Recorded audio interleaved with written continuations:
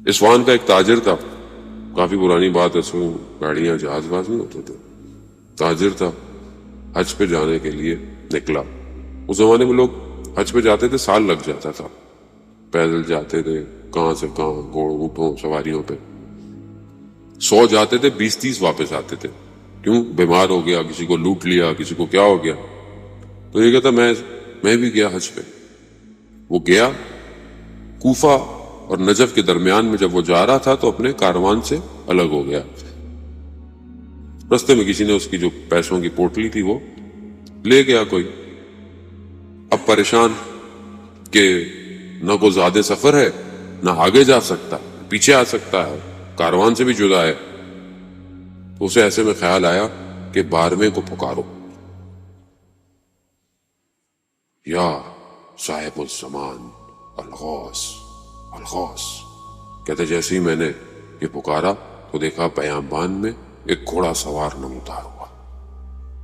اچانک سے جب وہ گھوڑے سوار میرے قریب آیا تو میں نے کیا دیکھا، یہ تو ہمارے شہر کا دروغہ تھا، وہ جو پرانے زمانے میں چوکیدار جو ہوتا تھا، جو رات کو چوکیداریاں کرتا تھا، وہ تھا۔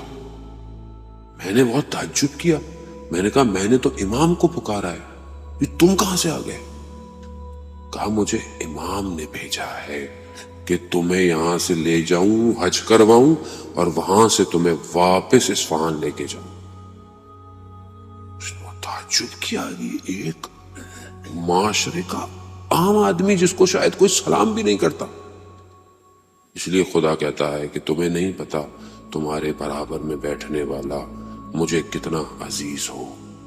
کبھی اپنے کپڑے چھاڑ نہ دے انسان اپنے برابر، کسی کو کیا پتا، اولیاء خدا درمیان میں رہتے ہیں، جانے وہ تھا، اولیاء تھا۔ لے گیا مکہ کے قریب اتارا، کہا احرام پہنو، حج کر کے یہیں واپس آنا۔ واپس آیا واپس اصفہان لے گیا، پلک جھپکتے لے گیا، مگر کہا کسی کو بتانا نہیں، بولنا کھو گیا تھا۔ اب جب یہ پہنچا اصفہان تو لوگ مبارکباد دینے آئے، تو یہ بھی آیا۔ ابھی جیسی آیا تو وہ تاجر نے کہا میں اٹھوں اس کے پاؤں پڑوں، تو اس نے اشارہ کیا کہ ایسا مت کرنا، پیچھے ہو گیا۔ جب سب چلے گئے تو کہا یہ کیا کر رہے تھے؟ کہا کہہ رہا جیسے پہلے سلام کرتے تھے ویسے ہی سلام کرو، یہ راز کو جب تک میں زندہ ہوں کسی کو بتانا نہیں۔ کچھ دن بعد کہتے ہیں دوبارہ آیا، اس نے مجھے کہا کہ یہ کچھ پیسے ہیں، فلانے روز فلانی جگہ آ جانا، میں مر چکا ہوں گا، میرے غسل کفن کر کے مجھے دفنا دینا۔ وہ عالم دین جنہوں نے کتاب میں اپنے واقعہ نقل کیا، وہ کہتے ہیں کہ میں نے وصیت کی تھی کہ مجھے اس دروغہ کے برابر میں دفنانا تاکہ روز قیامت میری شفاعت کر سکے۔ امام زمان تک پہنچنے کے لیے ایک دنیاوی ڈیزگنیشن نہیں چاہیے عزیزان محترم، ایک پاک دل چاہیے۔ اللہم ارنی الطلعۃ الرشیدہ، دعا آیت پڑھتے ہیں نا ہم لوگ ہر روز صبح کے، انشاءاللہ ہم لوگ ہر روز صبح دعا آیت پڑھیں عزیزان محترم۔ عہد ہے اپنے وقت کے امام سے، تجدید بیعت ہے ہر روز کہ پروردگار کہاں ہے وہ چمکتا ہوا چہرہ، وہ درخشاں۔ ہمارے استاد ایک عالم دین سے نقل کرتے ہیں، شخص حج پہ گیا، 7ویں 8ویں ذی الحج تھی، رش ہوتا ہے حج میں، کہہ رہا اچانک سے میں صبح اٹھا دیکھا سب خالی، سارے بازار خالی، کوئی شخص نہیں۔ میں نے تعجب کیا کہ ابھی تو لوگ منا نہیں گئے ہوں گے، یہ لوگ کہاں ہیں سارے؟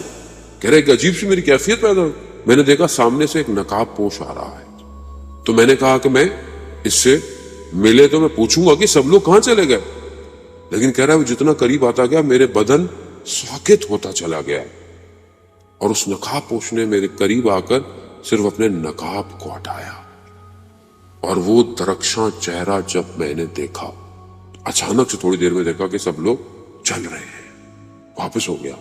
تو عالم دین نے اس سے پوچھا کہ تم نے کعبہ کو دیکھ کے کیا دعا مانگی تھی؟